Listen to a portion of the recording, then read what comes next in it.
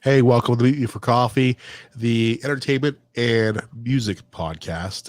This week we have a pretty cool guest out of LA. They're called Bittersweethearts. It's Bittersweethearts, one word. That's why you see it up on the screen as in one word. They're a band from LA. Recently played the Whiskey A Go Go, February 14th on Valentine's Day. And they also did a bit of a tour of Europe, a little small tour.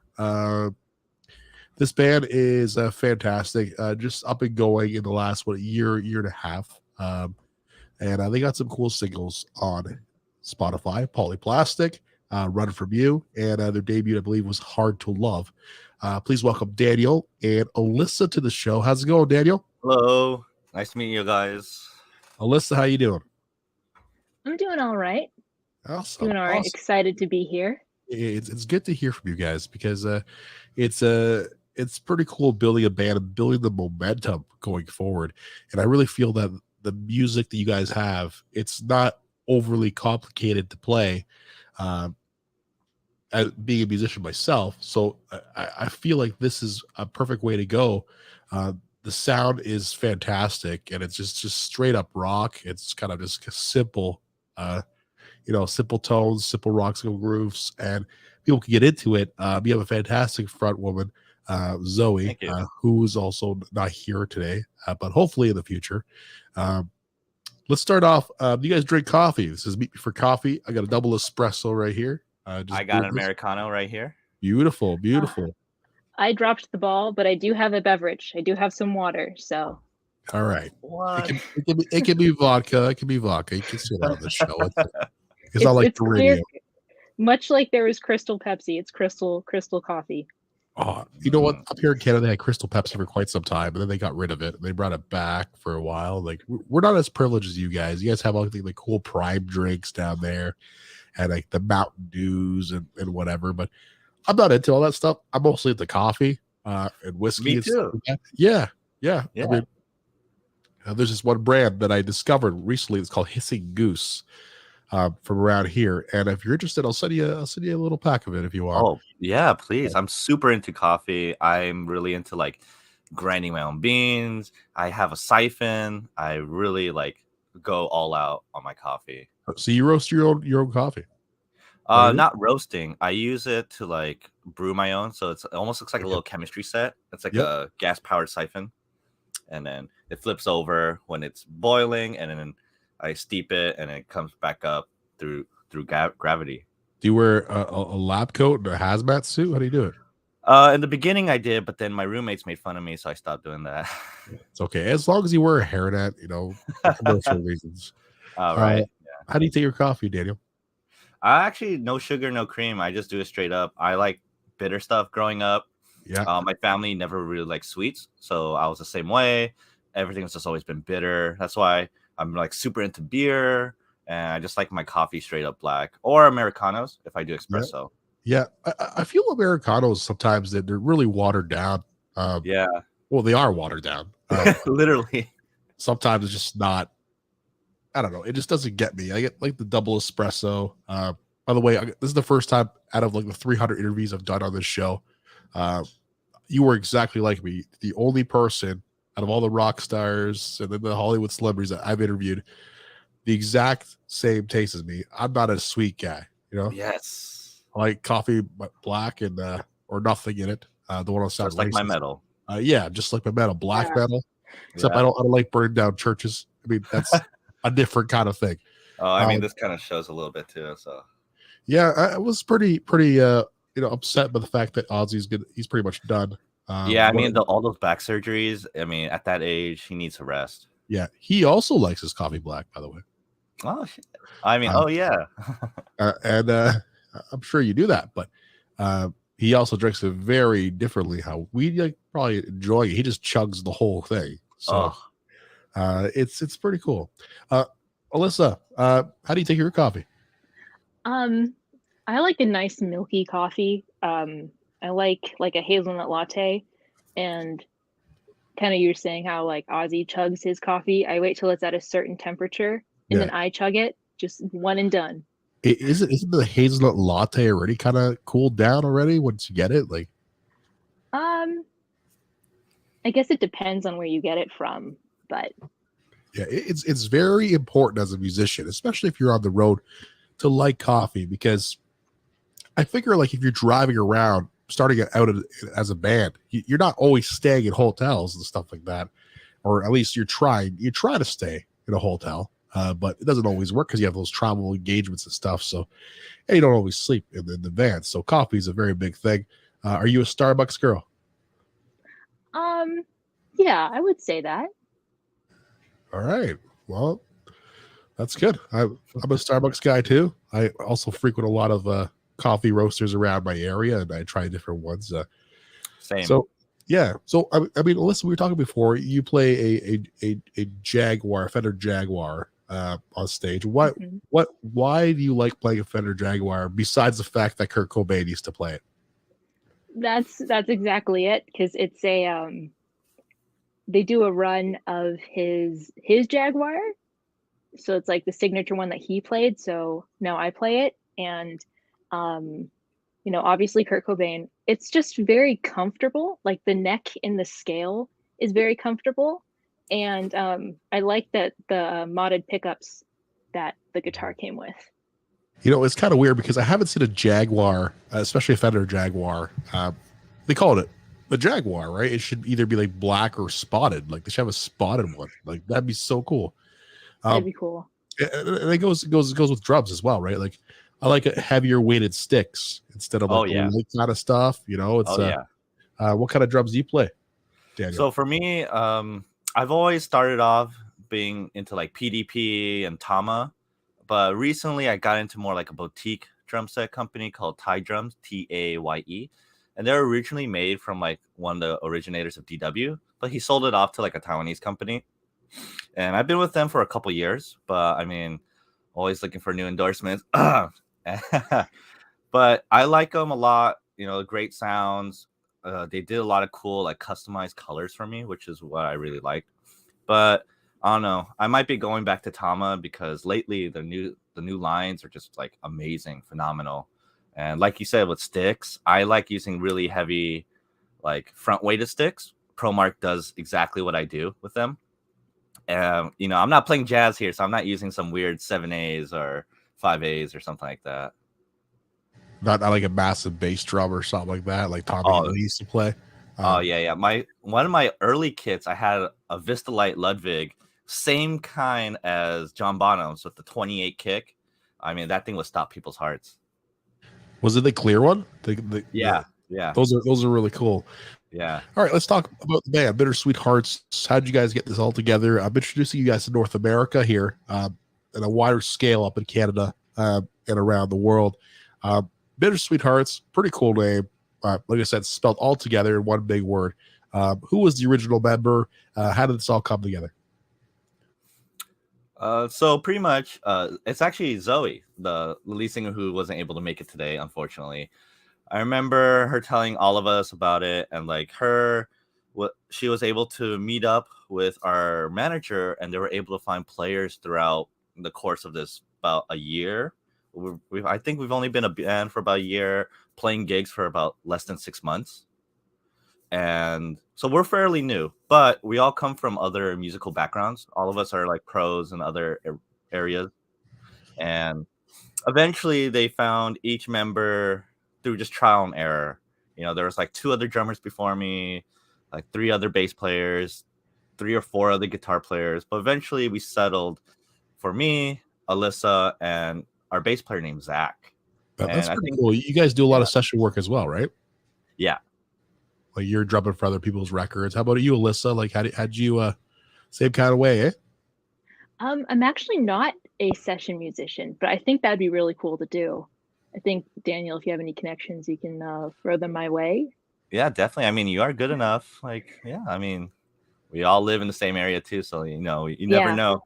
You never know. Yeah, I mean, it's fun. It's fun, because going on tour with other groups is always fun. But like this band, I feel like and I think Alyssa agrees, like this has something special going on. That's why we're all here.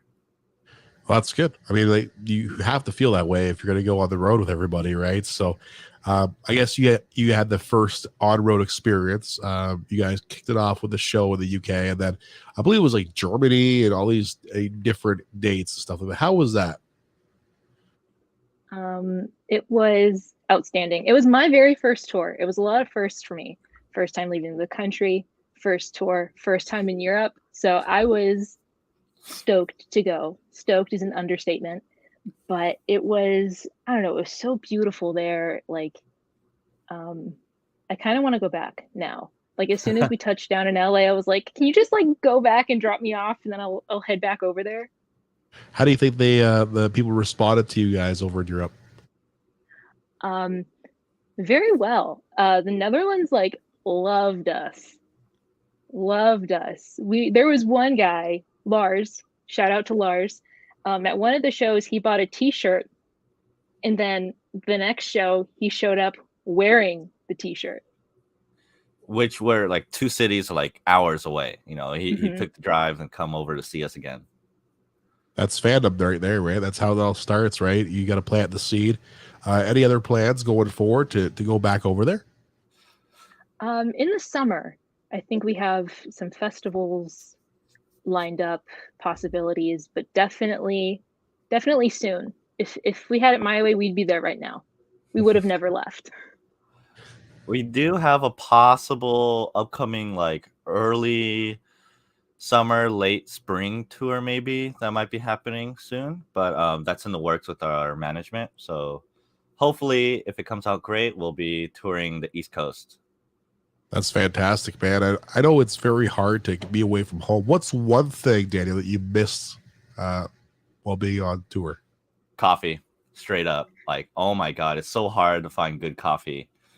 Because a lot of times, I don't know, there's too hot water, or like they overcook the beans or something, and like I just get like that. Oh, and the second thing's probably my pillow. That's one thing I can't really travel with my pillow, so you need good night's sleep, right? Yeah, absolutely. Alyssa, what's one thing you miss being on tour? Oh my gosh, a top sheet. Like, because you know how it's like fitted sheet, top sheet, comforter, right? Yeah. All of the Airbnbs in places we stayed at, it was just a pillow and a blanket. And I was like, okay, first one, okay, cool, no top sheet. But then it was like, oh, the next one, there's no top sheet. And the next one. So I missed my top sheet so much. I don't know. And my pillow. I missed my pillow too. I mean, you guys went over to the old world, right? Like the whole westernized way of living is something all of us have gotten used to. Of course, having that massive breakfast, like bacon, eggs, whatever in the morning. I don't think they have it over there in Europe. Like I've gone over there a few times, and it's like, yo, you can't find that anywhere. It's always something small for breakfast, the coffee, and then you have like the big thing at lunch. You're eventually to the point where you're gonna learn your ways on the road and stuff like that. So it's good to do the trial and error thing. You might be to the point one time where you're touring and you're wiping yourself down with baby wipes, like I was. Yeah, that was my first tour. Yeah, and people don't understand the struggle some musicians go through to get their music out there and play for their passion. Daniel, what are some of your passions besides drumming? Oh, some other things I love to do is that I've always been super, super into just like writing music and just like playing. And for me, that's always been like the main driving force of what I like to do in my career. But outside of music, I've been a big avid fan of snowboarding. I've been snowboarding for like 22 years, I feel, and martial arts. And yeah, I've been doing martial arts. Like I have a couple black belts and a couple forms and genres of martial arts. So I've been really into that. That's excellent, man. Alyssa, what about you? What are some of your passions outside of music? Reading. I love reading. I got my bachelor's in English Lit. So if that doesn't say I love reading, then I don't know what will. But yeah, lots of reading and lots of music. Hey, if you ever want to make some extra money, I think there's a lot of remote jobs now. Like, you can be on the road touring and stuff and make press releases for people and write things on Fiverr.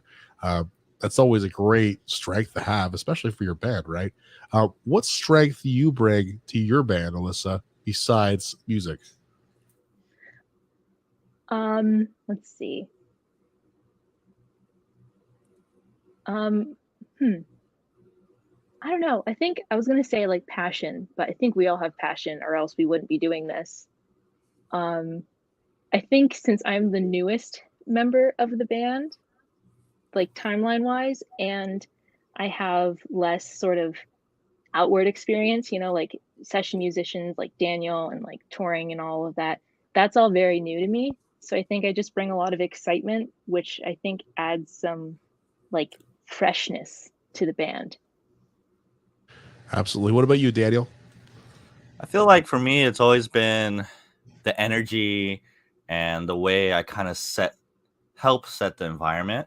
I feel like a lot of times where we reach the band gets into like a tough situation, or we get into like a problem where we have to like try to figure out what the heck to do. I feel like I'm always the one to help calm everyone down and get everyone like optimistic again to like really push forward. I feel like, just like in drums, we just set the foundation. I feel like I kind of do the same thing with the band.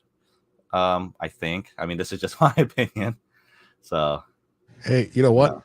You got to tell them, calm down, have a coffee. That's the way to do it. Like, just calm down and have a coffee, man. Just take it easy, have a beer. Agreed. Sit back. What are some of the most frustrating, or one frustrating moment you had on the latest tour? On this last Euro tour, I think the biggest frustrating thing that's happened to us as a whole was probably transportation. There was this one time where we got like stranded in Belgium and in the Netherlands and in Germany because the train station went on strike. So we were literally stuck. So it was supposed to be like a couple-hour train ride. It literally took like, we got there like 8 a.m. We arrived at like midnight, kind of thing. Holy cow. That's the way of the road, right? Yeah, it is, so like, got to be careful and really, pay your workers. Yeah, absolutely. There's, a lot of people are like fighting for their own, their wages. There's a lot of inflation now. It's all these house prices have gone through the roof, but no one's got a raise, which is exactly crazy. Alyssa, let's talk about one of your memorable moments of the last tour you guys went on in Europe. So do you mean there are so many memorable moments? Okay, let's one that stands out for you, like specifically for you. Let's see. Well, in Germany, one woman told me that I'm the new Kim Gordon, which was a huge compliment. My head blew out to here. I had a big head. It was very, very big ego for a bit. But I think the toughest situation was at one of the gigs. 2 of my pedals stopped working. And then I think people who know pedal boards, if one goes down, they all go down. So it's like I'm freaking out, like my pedals aren't working, and Daniel's doing his calm down thing, like he said. That's amazing. And it's like our manager is there and like the sound guy is there, and we're all trying to figure it out. And then someone just jiggles the power cable that goes from the pedal into the power supply, and then it worked. So that was crisis averted. Scary moments like that, all this technology we rely on. One of the things I've learned, obviously I played bass live and stuff. I had all these effects, I had tuners and whatever like that. But I think the best thing is to try and find your sound. Just go straight into the amp, because you'll avoid a lot of the stuff. Because now they have Kempers. Do you play a Kemper at all? No. Kemper guitar heads. You can take this thing with you on the road, and they can program all your sounds into it. And you can take it to your hotel room after, or home, and you could just like play with different sounds, effects, and whatever, and just kind of, make your own kind of tone, right? It's pretty cool. It's pretty expensive, obviously, but a lot of the professionals, the big guys, they play those things, and I'm sure you'll experiment with it as well. Just tell your management you want a Kemper. I'm sure they'll figure it out. But yeah, like going direct into the amp is a very big thing. What kind of pedals are you using, Alyssa? I use, if let's see. I use like all of the basic ones, like overdrive. I use the saucy box, way huge. I also love the swollen pickle, my fuzz pedal from way huge. And I think one of my pedals that's most like integral to my sound is my small clone chorus pedal. Yeah. Which cool. I totally ripped off from Kurt Cobain. That's good. But yeah, I have the Phase 90. I have a Joyo tremolo, which I bought on eBay, and I liked it because it had a dog on it. Like it has a little dog decal on it, so it's like, dog, I'm there. And then I have a Proco Rat and a flashback delay. I think that's everything, and a tuner, of course. What kind of tuner do you have? I have the Korg. I think it's pitchback. Ah, I have a Peterson tuner. Oh, me too. I have Petersons too. Yeah, do you like it? Yeah, I love it. I love that it has the strobe effect. For me, yeah, it's the best thing. And it's like it's a bit more expensive as a pedal, but you can go direct in. Boom. Yeah, man, those things rock. Oh yeah, I believe that's the best tuner on the market because you can play different frequencies. I was playing at 432. Like, yeah, you can do weird things. I was playing chords and it was picking it up. Yeah, and it's just fantastic. It's worth the money. Up here in Canada, they don't sell it, so I had to buy it off of what is it called, Sweetwater, and they brought it into the country. Mm-hmm. I love Sweetwater. Everybody who sees it live, like we had a bunch of these tuners. Everybody just got it because we were playing with 432. We're just using these little like tuners up on like the next stuff, kind of trying to figure it out, and it wasn't doing it properly. So we got these tuners after we did all the research. And everybody like looking at these tuners on stage, like, well, this is strobe. What the hell is a strobe? It's like it's a Peterson tuner. Dude, like honestly, I've seen a lot of people like demo them. Like they put a Boss one beside a Peterson or a Korg beside a Peterson, and like when they tune, like this is so precise that it'll tell you that you still need to tune more. Like my Boss tuner always tells me, I'm bang on, but when I go into the Peterson, it's like you still have a ways to go, which is absolutely phenomenal. I guess you get what you pay for, right? Like, yeah. For my last summer tour, I tech for like a larger artist, and we do like stadium tours and stuff. And the way I learned it from those guitar guys is exactly what you said: a Peterson and a Boss or a Korg, and they put them together at the same time to like double check everything. Yeah, absolutely. Or just use the Peterson. Like it's always better than the other ones, right? I don't know why. I really don't know why, but it's they're just overkill. It's just overkill. It has to be, right? You can do like sweet tunings too. You can make your guitar sound extra cool. Yeah. So coming up this coming year, you guys have another tour in the works. Hopefully, do you have a full length album coming out?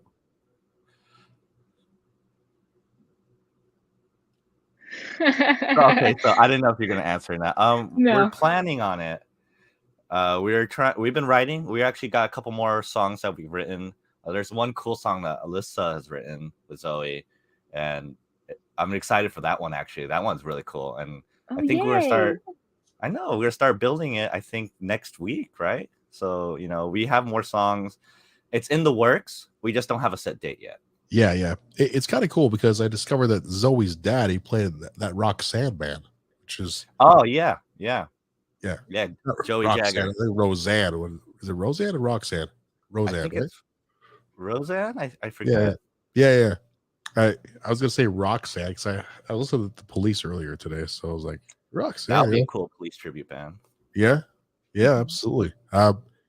There's a lot of promise in this band. I feel that it's just the beginning of something good. You got a good management team behind you. You got a good press team behind you. The sound is great. You've been on a few tours. It's been well received. I'm looking forward to hearing this on the radio. Do you guys have any radio play yet? We have had some plays on Sirius. Yeah. Yeah. That's where it all begins, right? Like a lot of people aren't even listening to Sirius XM and stuff. Like, well, they are listening to Sirius XM, not radio so much, especially up here in Canada. They're just kind of so tired of all this stuff, and I always hear the same thing over and over again. So that's why they're doing the Sirius XM thing. Guys, I want to thank you for being on the show. I want to invite you guys back, maybe to do a performance we can figure that out some way, somehow. You guys come to Canada. If we can do it, we can also do it over the internet and do some kind of cool fundraiser or whatever like that. It's just the beginning. I appreciate you guys. Thank you so much. Thank you for having us. We really appreciate it. Thank you for having us. Yeah, a lot of fun. Thank you. All right, cool.